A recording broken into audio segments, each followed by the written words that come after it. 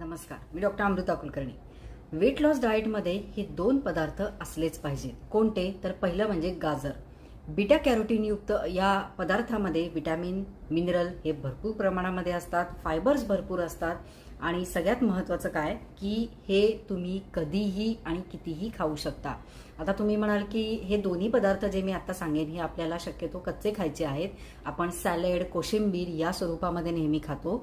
तर गाजरामध्ये कॅलरीज प्रचंड कमी असतात आणि फायबर्स हे भरपूर असतात, त्यामुळे पचन तर चांगलं होतच, वेट लॉस होतो आणि पोटाची चरबी सुद्धा कमी होते। आणि दुसरा पदार्थ म्हणजे काकडी।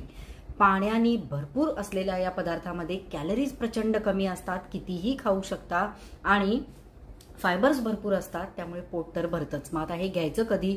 दुपारच्या जेवणात अर्ध गाजर आणि एक अख्खी काकडी किसून एक वाटी दह्यामध्ये फक्त मिरेपूड टाकून घ्या आणि याचा नक्की फायदा होईल।